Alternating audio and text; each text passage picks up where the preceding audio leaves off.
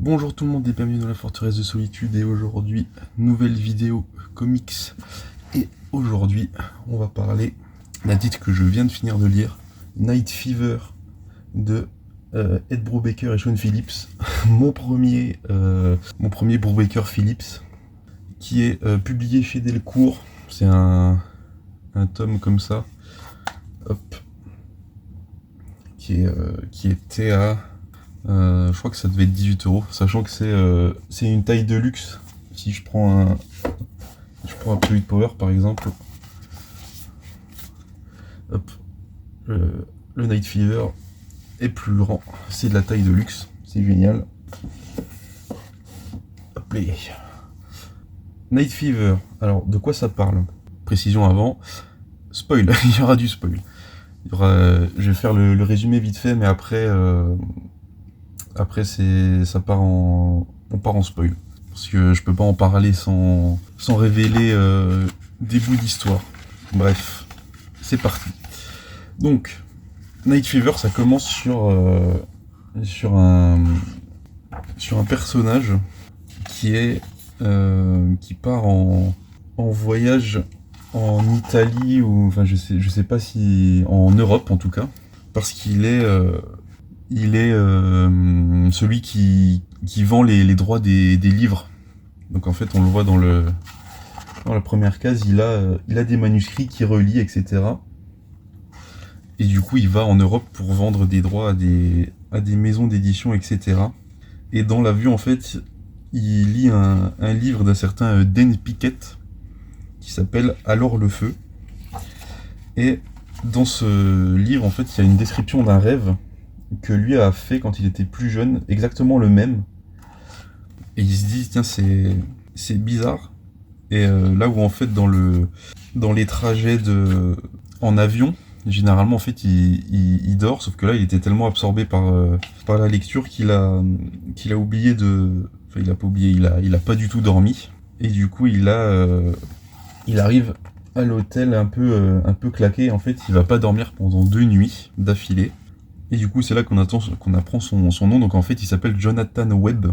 Jonathan Webb, du coup, arrive à l'hôtel, etc. Il dort pas pendant 2 nuits. Il fait le premier jour du salon sans dormir. Et en gros, il est un peu en pilote automatique. Et il voit le fameux auteur qui dédicace ses livres, etc. Il décide après, en rentrant à l'hôtel, de zoner un peu dans le bar. Sauf que une fois au lit en fait il n'arrive pas à dormir, etc. Vu qu'il n'a pas envie de revoir ce rêve qu'il a lu dans le livre et qu'il faisait quand il était plus jeune, etc. Et du coup a priori il a loupé un rendez-vous avec cette dame qui s'appelle Irma. Et je crois que on sait pas trop qui c'est, mais a priori ça doit être une autrice aussi. Et tout va s'emballer quand une nuit en fait, où il était parti chercher des somnifères, il se retrouve en fait aéré dans les rues. En fait il se rend compte qu'il y a rien d'ouvert, etc. Et il voit du coup ces deux personnages là, et il décide de les suivre. Et ces personnages vont l'amener dans une soirée privée, où il faut des masques pour entrer, sauf que lui il dit merde, je m'appelle Griffin mais j'ai oublié mon masque. Est-ce que je peux rentrer quand même? Et le gars lui dit c'est non, il lui dit juste ouais, j'ai oublié mon masque et je peux rentrer. Puis il lui dit c'est quoi votre nom? Puis il dit Griffin. Puis il lui dit ouais, il lui montre sur la liste, ouais je suis là.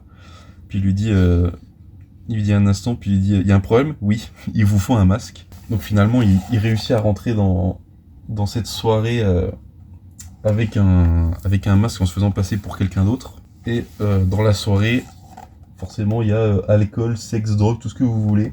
Il y a même des robots qui sont en pleine levrette, mais qui ont l'air d'avoir juste été achetés juste pour faire ça, quoi. Et du coup, lui, il se retrouve là-dedans, etc. Et à un moment, il se retrouve à une table de poker et on voit ce personnage-là qui va se révéler être Rainer, qui le croise au bar. Et en fait, donc notre cher Jonathan Webb va se retrouver à gagner, je crois, 25 000 $. au poker en disant que il aurait jamais fait ça en étant lui-même, etc. Et il se dit qu'en fait, le personnage de Griffin a vraiment pris possession de lui-même et du coup, il a empoché le pactole. Sachant que quand il était arrivé, il y avait, il dit en fait dans les bulles de pensée là, dans toutes ces cases-là, en fait, il nous dit que le gars avait accès à toutes les salles, etc. et qu'il avait 10 000 euros, je crois, ou dans 10 000 dollars en cash. Et du coup, quand il arrive à la table de poker, il y en a un qui lui dit donne 10 000 en jetons pour le monsieur. Et du coup, il est reparti avec 25 000 et du coup, il a laissé 10 000 pour garder le solde normal pour le vrai Griffin, entre guillemets. Enfin, pas entre guillemets, juste pour laisser le solde normal. Et du coup, il part avec 15 000, du coup, il me semble, vu qu'il a fait 25 000, moins 10 000, ça fait 15 000.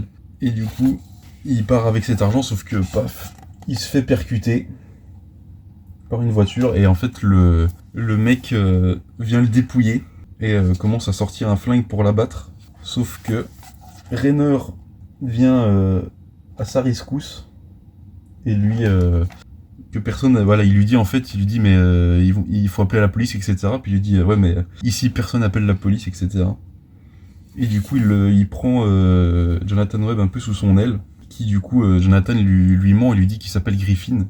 Et à partir de là, ce duo va un peu partir dans tous les sens et Rainer va l'embrigader pour avoir réparation de ce que celui qui l'a dépouillé et l'a percuté lui a fait, quoi. Et à partir de là, je pense que ça va commencer à spoiler. Enfin, techniquement, ça spoil pas beaucoup, mais c'est à vos risques et périls. Sachant que le récit, plus j'avançais dans la lecture, plus je me rendais compte que ça parle de libre arbitre, comment je pourrais dire ça, de casse sociale, de faire ce qu'on veut, etc. Même si on a des responsabilités, etc. Par exemple, il y a cette planche où en fait il est, je crois, dans un club où... Je sais pas si c'est un club ou dans une soirée. Oui, non, en fait, il y a Rainer qui l'embarque dans un appart et Rainer part avec une fille, donc forcément pour faire son affaire. Et lui se retrouve tout seul avec elle, avec du coup la copine. Et la copine lui dit tu sais, vous les Américains, vous pensez tout le temps que les filles comme nous, on veut simplement vous baiser, etc. Puis elle lui dit tu sais, moi, je veux pas baiser, etc. Et en fait, ils vont juste se rouler des galoches sur le canapé, même si la dernière case peut faire penser qu'ils l'ont fait, mais en fait non. Vu que la case directement après, on a la conversation où il dit ouais non, j'avais pas envie. Puis Rainer qui dit ouais c'est parce qu'il y a ta femme et tes gosses qui t'attendent. Il dit oh non je crois pas. Il dit et après en pensée il dit j'avais même pas pensé à ça, etc. Et du coup à partir de là il y a Rainer qui dit ouais attends moi je pars pisser machin. Sauf que il attend un peu trop longtemps et du coup notre cher Griffin slash Jonathan Webb décide de rentrer à son hôtel. Et là en fait on a tout un flashback entre guillemets. Enfin on voit que au moment où il rentre en même temps que l'auteur, qui est accompagné de deux jeunes femmes dans l'ascenseur. Donc lui il rentre dans sa chambre normale et en fait il nous fait un monologue de pensée en disant que avant à chaque fois qu'il voyageait, sa femme venait avec lui. Sauf que le moment où les enfants sont nés, parce qu'il a 2 enfants, ça on l'apprend à ce moment-là, il me semble. Au moment où les enfants sont nés, elle a décidé de rester à la maison avec eux. Et comme elle restait à la maison, lui, il lui écrivait des lettres, etc. Mais il se dit, tiens, c'est à quel moment j'ai arrêté de... Voilà, quand avais-je donc cessé d'écrire? Là est toute la question. Et du coup, on a, par exemple, là, ces 2 pages-là où en fait on le voit qui du coup s'endort et qui rêve de ce fameux rêve un peu bizarre. On nous montre comment jamais le rêve explicite entre guillemets. On voit juste là par exemple un feu avec quelqu'un en train de manger, qui ressemble un peu à un espèce d'homme de Cro-Magnon, mais on n'a pas plus d'infos que ça. Très cryptique. Et justement, en fait, le lendemain, il y a son boss qui vient le voir en lui disant mais t'étais pas là hier, qu'est-ce que tu fous, machin. Puis il dit ouais, j'étais vraiment mal. Puis lui, il lui dit ouais, c'est vrai, il y a du coup Dan Pickett qui t'a vu rentrer à 5h du mat complètement mort. Et lui, il se rend compte que l'auteur l'a balancé à son boss. Et du coup, il lui dit, faut que tu sois sur le stand dans 20 minutes, etc. Et en fait, on a ces cases-là où en fait, il est littéralement un robot à son travail, quoi. Où en fait, il voit juste les gens venir et il lui parle, mais il n'entend pas ce qu'ils disent, etc. Il est en plein, en pilotage automatique. Et après, il y a justement les pages où il se retrouve à une table de café à vouloir écrire une lettre.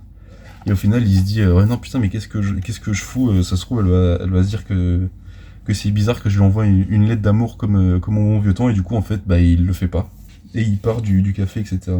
À noter que entre les chapitres ou l'histoire qui avance, on a des doubles pages comme ça, toutes noires. Là, par exemple, il y a une espèce de... Il y a une chouette sur un poteau électrique, on a des trucs comme ça. Par exemple, le premier, on avait une espèce de cloche. Et justement, après, il y a Rainer qui revient le voir et qui lui dit « Ouais, t'es en retard, machin ». Puis il savait pas pourquoi, mais il se rend compte que c'est pour aller braquer un bureau d'avocat. Sauf que il lui dit « Ouais, je sais le tempo des patrouilles, etc. » Sauf qu'en fait, il y a un garde qui se ramène et notre cher Jonathan Webb, hashtag Monsieur Griffin, décide de l'assommer, sauf que le gars est un peu plus qu'assommé.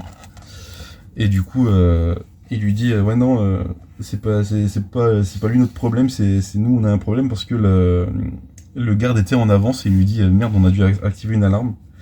Et du coup, ça part en course-poursuite avec les flics dans les rues, en voiture. Et au final, ils arrivent quand même à s'en sortir et ils abandonnent la voiture au bout de 15 km parce que la voiture allait prendre feu. Et du coup, ils se retrouvent dans une soirée dans un manoir, du coup, de l'élite, donc les plus riches, etc. Rainer lui dit ouais, bois pas ce qui te donne au bar parce qu'il rajoute des trucs dedans, et en fait, il va partir en bad trip où il va nous raconter qu'il y a des choses qui sait plus ou moins, mais qu'il y a des trous entre sa mémoire. Là, par exemple, on voit il a tabassé un gars, il a sans doute couché avec des filles, etc. Et que il pensait aussi qu'il voulait pouvoir se dédoubler pour envoyer son double pour avoir les responsabilités et lui juste profiter de cette vie. Et on a tout un moment en fait où il va halluciner une espèce d'alien où en fait on sait plus trop ce qui est vrai ou ce qui est pas vrai. Et en fait il va parler encore avec Rainer, etc. Où il va lui dire mais putain, mais y a des aliens, etc. Puis Rainer va lui dire ouais, ils sont là pour préparer la fin, etc. Puis il dit mais quoi, la fin? Et puis il dit ouais, non mais t'inquiète, ça arrivera d'ici 30 ans, c'est pas grave. Puis en fait on se rend compte qu'il est encore probablement encore sous bad trip. Et en fait il a des pages de mémoire qui s'entremêlent. Et tout ça va amener en fait à la révélation finale de ils sont allés tabasser l'auteur par rapport au rêve qu'il a fait. Donc a priori il a dû lui en parler, du coup ils sont allés le tabasser. À noter que là on a par exemple une double page avec du texte, les pensées de notre cher Jonathan Webb, etc. On reprend le lendemain matin où il se réveille et en fait on découvre que le fameux auteur s'est fait zigouiller et aussi il découvre un message entre temps lui disant oublie pas notre pacte, on se voit au Cercle Rouge à 22h, donc qui est un bar. Donc lui en fait a aucun souvenir de la soirée de la veille, quoi. Et du coup il décide de justement aller au bar, etc., de pas attendre 22h et de vouloir des réponses, etc. Il va voir justement la fille avec qui il était allé avec Rainer au début. Il lui demande si elle savent où il est, etc. Et en fait il réussit à l'appeler. Le fameux plot twist arrive et en gros Rainer lui dit ouais, pourquoi tu m'appelles, tu devrais être à l'hôtel pour suivre le plan. Puis il lui dit mais putain, mais quel plan, je sais pas. Puis il lui dit tu m'as aidé, maintenant c'est à toi de m'aider. Puis il lui dit parce que si tu le fais pas, tout le monde au bureau, ta famille, ta femme, tes gosses, tout le monde va savoir ce que t'as fait, etc. Et du coup, il a dit, il lui a juste dit, alors suis juste le plan et laisse-moi travailler. Et là, du coup, il se rend compte que le gars qu'il a vu du coup, Rainer qu'il a vu dans le club, il se rappelle l'avoir vu. Et maintenant, il se rappelle qu'il n'avait pas de masque parce qu'en fait, c'est lui qui avait son masque. Et en fait, il a pris son identité. Et que donc Griffin, le vrai Griffin, enfin le vrai Griffin, non. Il a changé de. Là, du coup, en fait, oui. Les filles lui disent qu'en fait, donc Rainer utilise plusieurs noms et du coup change de nom. Et du coup, elles lui disent ouais, on sait pas si ça se trouve, c'est un agent, mais on s'est dit peut-être c'est juste un businessman. Et du coup, en fait, c'est à ce moment-là qu'il se rend compte qu'il l'avait vu dans le club, etc. Et que c'était lui qui avait son masque. Et du coup, il lui dit il pense à lui-même, il s'est dit ben, je suis devenu le pigeon idéal. Et du coup, il va forcément devant le fameux bar, sauf que ben, forcément, il y a la police qui est là pour l'attendre, pour l'interpeller, etc. Sauf qu'il voit forcément la silhouette de Rainer dans un appartement. Il se rend compte que Rainer a buté le gars avec qui il était parti parler après le braquage de l'avocat, du bureau de l'avocat plutôt. Et en fait, Rainer lui dit ouais, non, mais tu vas plonger pour cet assassinat-là, pour l'auteur. Bon, ça, c'était pas prévu, mais voilà. Il a dit j'ai découvert qui t'es, et en fait, il a dit t'es un tueur, etc. Et on a la dernière planche où en fait, il se rapproche du cadavre pour prendre le couteau et le planter et planter Rainer. Ce à quoi Rainer lui tire une balle et Jonathan Webb lui assène le coup de couteau quand même. Et en fait, on se rend compte dans l'autre page que la balle a simplement ricoché, a traversé sa veste et elle a pas touché lui. Et du coup, il se retrouve dans l'avion avec forcément le signalement dans les journaux de avez-vous vu cet homme, etc. Et en fait, il s'est juste rasé et personne ne l'a calculé dans l'avion. Et il est rentré chez lui, etc. Sauf qu'il se rend compte en relisant justement Alors le feu de son auteur défunt. Et il dit aussi en pensant que forcément la mort de l'auteur ça a effectué un boost sur le livre et que tout le monde voulait l'acheter, etc. Et du coup, en fait, il relit le livre et en fait, il se rend compte que le rêve a changé. Le rêve décrit a changé, où en fait, il passait d'un rêve un peu onirique avec un feu et quelqu'un qui mangeait à lui qui est au volant d'une voiture et en train de marcher. En fait, il se percute lui-même. Il lit et il relit en boucle le rêve et il se dit mais je comprends pas. Et il se demande mais qu'est-ce que j'ai fait? Et finalement, il rentre chez lui avec sa femme, etc. en se promettant d'oublier ce qui s'est passé pendant cette semaine. Et du coup, on arrive à la fin du bouquin. Sachant que c'est mon premier de Brubaker et franchement, je suis totalement convaincu par le style d'écriture, etc. Donc, je vais me jeter dans l'avenir sur tout ce qu'a fait ce duo, donc les Criminals. Il y a les 3 intégrales aussi chez Delcourt qui sont sorties. Donc attendez-vous à avoir du Brubaker. Forcément, là je suis en train d'avancer sur Daredevil. Donc il y a forcément un moment où je vais vous parler du Daredevil de Brubaker, forcément. Et aussi de sa Catwoman. Hop là. Vu que ça j'ai plus acheté pour Catwoman vu que j'adore le perso, mais vu que c'était Brubaker et que là j'avais aussi un Brubaker dans la bibliothèque, j'en ai profité.